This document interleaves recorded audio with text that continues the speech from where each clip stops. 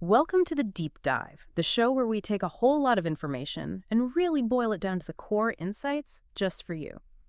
Today we're looking at something I find genuinely fascinating: teaching a new language, specifically to kids at, well, a pretty crucial age.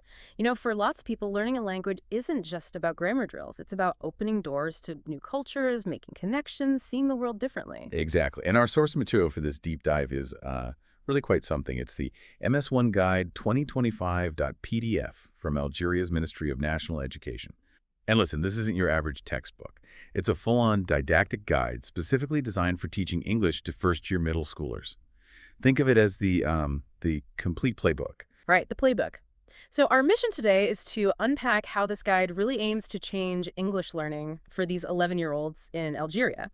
It looks like a really interesting mix of, educational theory, child psychology, and very practical classroom stuff, all shaped for that specific context. We're going to explore the why and the how behind what makes language teaching effective for this age group and pull out the key takeaways for you. It's incredibly thorough, yeah. It covers the big picture, the syllabus planning, but also gets right down to classroom management, when it details how to teach listening, speaking, reading, writing, even grammar. It actually includes specific lesson scripts too, like an Emma and Jack conversation we can maybe touch on later. It really gives you the whole picture. Okay, sounds comprehensive. Let's start with a foundation then. The guide talks about Algeria moving to a competency-based approach, CBA. What's that about? Uh-huh. That's a really significant shift. It was a reform aimed at boosting educational quality, making it more, relevant to society and the economy. Essentially, CBA focuses on developing and assessing specific knowledge, skills, and attitudes needed for, well, doing things effectively in the real world. Okay, so the key thing there is it's not just about knowing stuff, it's about applying it, making it useful. Precisely. That focus on demonstrable skills, that's where the power is, building competence. And it's grounded in theories like constructivism learners actively building knowledge and socioconstructivism, which stresses learning through social interaction. It's a definite move away from the teacher just lecturing towards the learner being central. So very learner-focused. What does that actually look like in the classroom for the kids? Well, it means learning is highly learner-centered. It has to consider their needs, interests, experiences. It's also very outcome-oriented. Clear goals, measurable results. Everyone knows what they're aiming for. And it encourages motivation. Students become active participants, responsible for their own learning. It builds ownership. Right, ownership. Which brings us nicely to understanding the learner themselves. This guide is for 11-year-olds, and it seems to really dig into their psychology. Oh, absolutely. It's such a pivotal age, that transition from childhood to early adolescence. They're going through massive cognitive and emotional changes. And that deeply affects how they learn, especially something like a language. So cognitively, what's happening? I remember being 11, lots of what-if scenarios running through my head. You're hitting the nail on the head there. Cognitively, around 11 or 12, they start thinking more abstractly. They can handle those what-if problems, hypothetical situations. Psychologists call it the formal operational stage. And that's huge. It's also when metacognition kicks in, thinking about their own thinking, like realizing, oh, drawing this helps me understand, or maybe I should ask more questions. That's a really powerful shift. Okay, metacognition. So how does the guide use that? How does it help them learn the language? Well, it ties directly into the idea that learning works best with social interaction and support scaffolding, as it's often called, from teachers or even from classmates. It means giving them tasks that are challenging, but, not impossible, with just the right help, pushing them gently into that zone of proximal development. And what about their emotional side? 11 sounds like it can be a bit of a roller coaster. It definitely can be. The guide really stresses that, assuming basic needs are met, kids this age need stability, security. Belonging and love are huge. Relationships with family, friends, they're crucial for identity and self-esteem. They need acceptance, respect, particularly from peers and teachers. Success feels really good, and they're starting to figure out who they are. So the classroom needs to feel safe, supportive. Wow, yeah, it's a lot going on. What other characteristics does the guide say teachers really need to be aware of? Well, they become much more self-conscious, especially about appearance. And peer influence gets really strong. They also want more independence. Intellectually, they absorb knowledge quickly. They get better at categorizing things like vocabulary. And they learn well through practice. They're curious, imaginative, ask loads of questions, and often enjoy things like role-playing. And, of course, they're digital natives. They've grown up with tech. The guide points out, though, that while they're comfortable with devices, they still need help learning to analyze information critically online. Fact from fiction. Okay, so with all that complexity in mind, the guide must then talk about how to actually teach them effectively. Learning styles and classroom management seem like big topics. Exactly. The guide brings up the VAKT model, the four basic learning or perceptual styles: visual, auditory, kinesthetic, and tactile. Right, so visual learners like to see things, words, pictures, charts. That makes sense. Yep. Auditory learners learn best by listening group work, hearing things read aloud. Kinesthetic learners need to do things, move around, use their hands. Hands-on activities are key. And tactile learners are similar, benefiting from touching and manipulating objects. But most kids aren't just one thing, are they? They're probably a mix. Absolutely. Most are multimodal, using different styles depending on the task. So the key takeaway for teachers is variety. You need a mix. Stuff on the board for visuals, discussions for auditory, role plays, and movement for kinesthetic tactile. Hit all the senses. Makes sense. Now, none of that works without good classroom management, right? The guide seems to really emphasize that. Oh, it's fundamental. The guide defines it as the skills needed to keep learners organized, engaged, focused. Good management prevents chaos and lets learning actually happen. So what are some key techniques they recommend? Okay, first, planning is crucial. Detailed planning. Knowing your objectives, activities, timing, materials, and how each lesson fits the bigger picture. Then, varying seating arrangements. The guide mentions research showing that flexible setups like horseshoes or round tables really boost participation and interaction compared to just rows. Keeps things fresh. Yeah, I can see that. What about getting quieter students involved? That's about encouraging participation. Creating a safe space where mistakes are okay, just part of learning. Setting clear expectations for participation, making it everyone's job. And the teacher moving around helps too. Plus a really big one, providing feedback.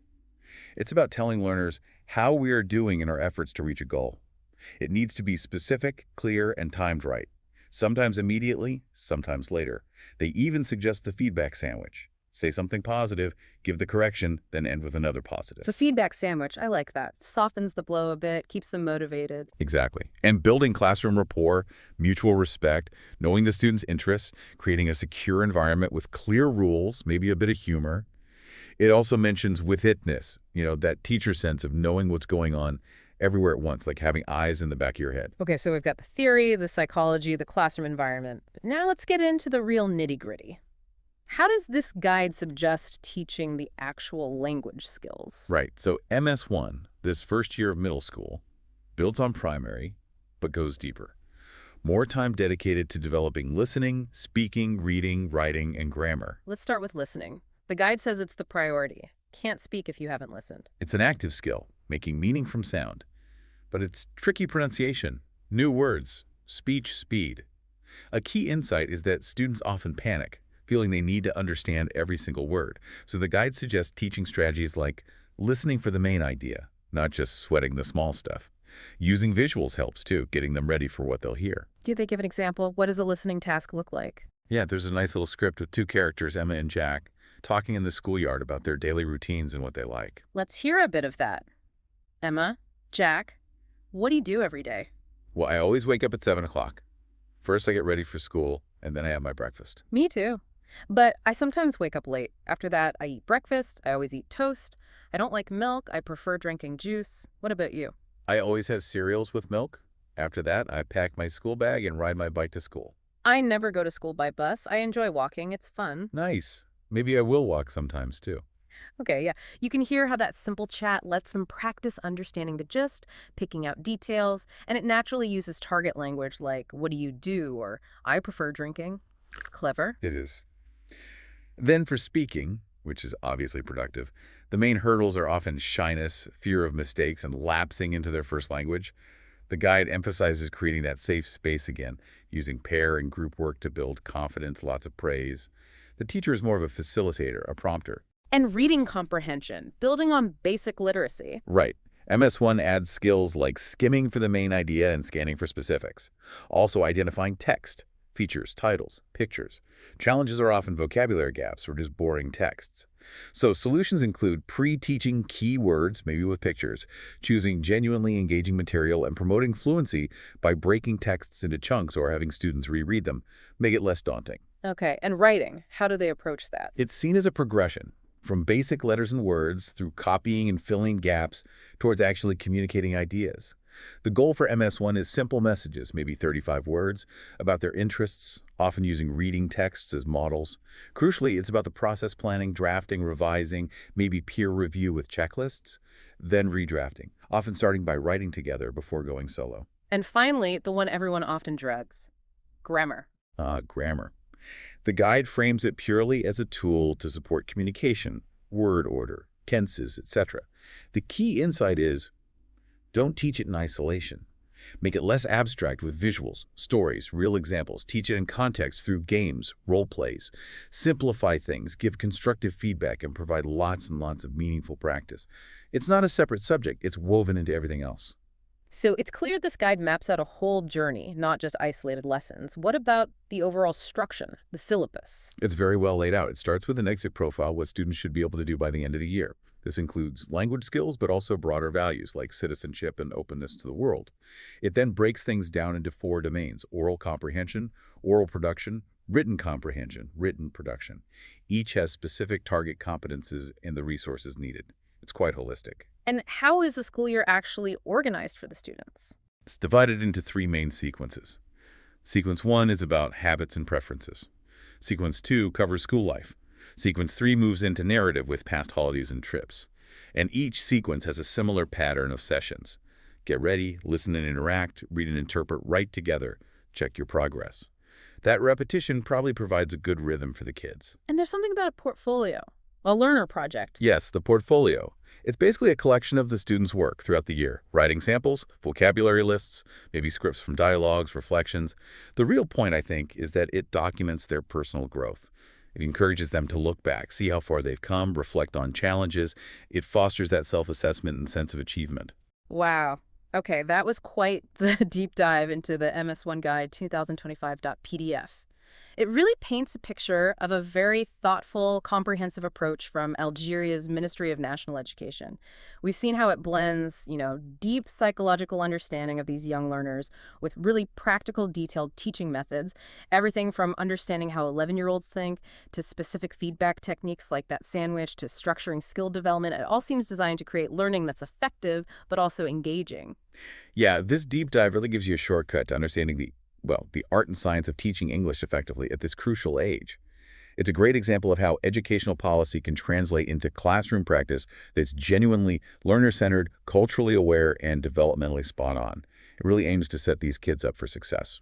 It definitely shows an intricate balance between universal learning ideas and specific cultural needs, which makes me think, how could understanding these kinds of detailed insights about adolescent development, learning styles, motivation, how could that maybe reshape how we approach learning new things in our own lives? Or you're thinking about our own perceptual styles or our own zones of proximal development. Definitely something to mull over, isn't it?